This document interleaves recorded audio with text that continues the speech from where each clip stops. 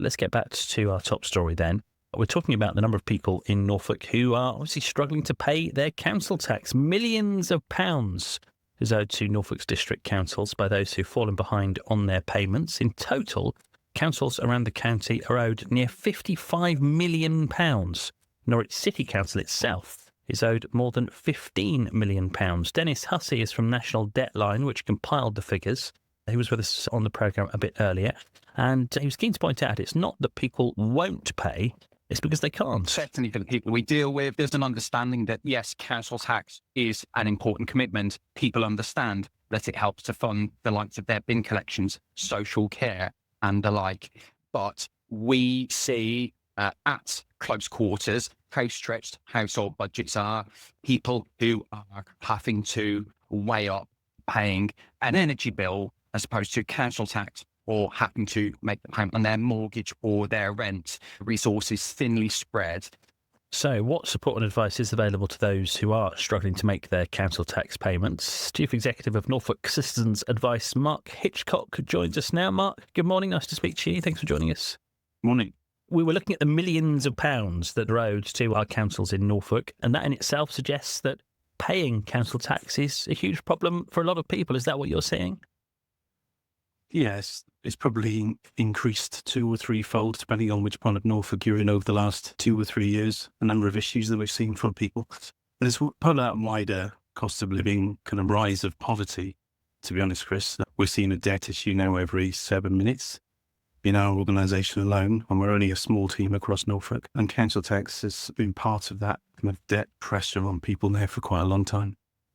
It could be a big chunk of your monthly outgoings, can't it, council tax? And we were hearing earlier on that there are perhaps some people who just refuse to pay it and don't want to pay it and don't see the point of it. But for a lot of people, they do understand that it goes to lots of local services that they rely on. And it's just the fact they are struggling to pay it. Would you go along with that? Yeah, I don't think we speak to many people who say, I'm refusing to pay this. No, don't worry about that. Let's worry about other debts. I think most people want to pay their way and understand that it keeps the kind of vital services going. It is quite a chunk of cash. A lot of people don't know that they may be due some sort of discount or reduction because it's quite a complex system and it's not very easy to find that information and understand it for many people.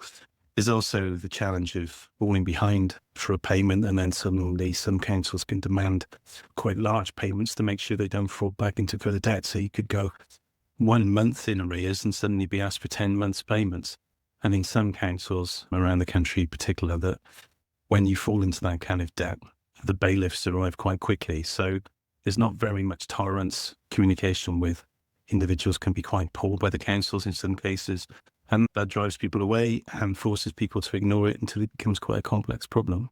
It's interesting you should say that, because when you speak to councils, and we've had Kingsland and West Norfolk Borough Council on the programme this morning, they talk in terms of how supportive they are, and that if people get in touch with them and say that they're struggling to pay council tax, there are arrangements they can come to and support they can offer.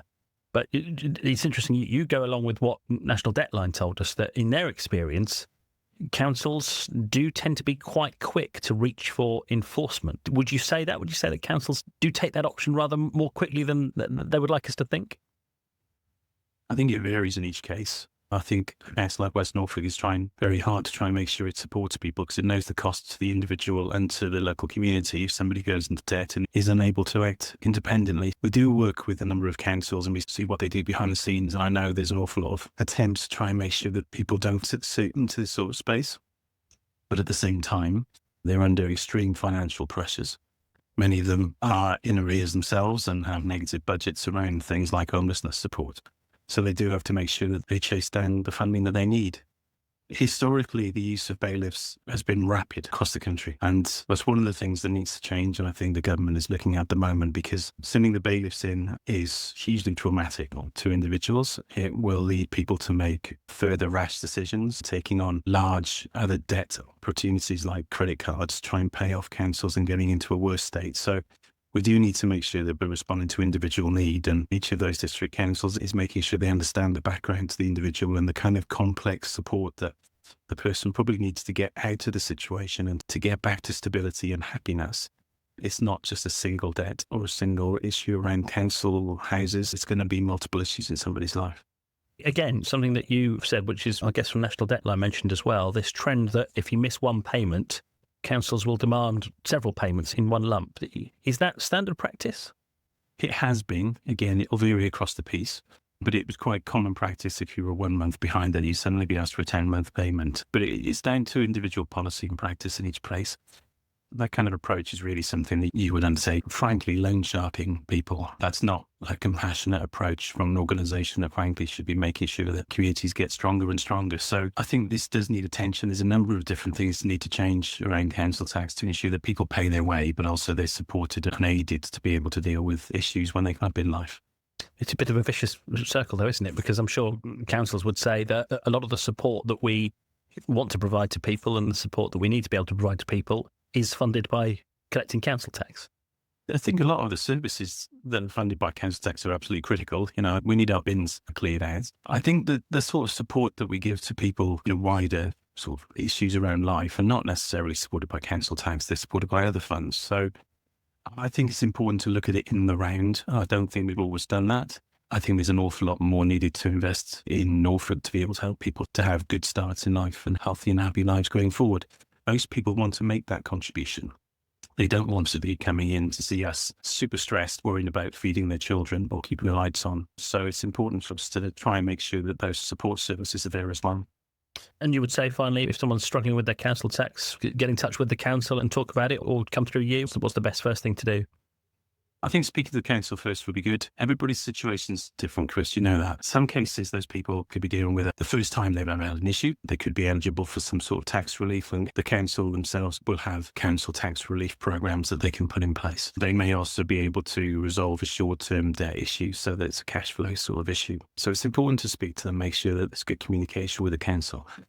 But if you've got serious issues, if it's bigger than that, if you've built up an amount of arrears and you're quite concerned that you can't see any way out of it, then it's important to reach out to organisations like us.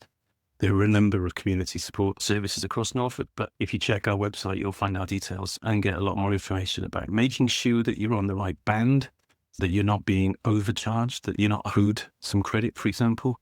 To make sure you understand your own situation, you may well be able to have a major discount if you're a single parent or a student or a carer, for example.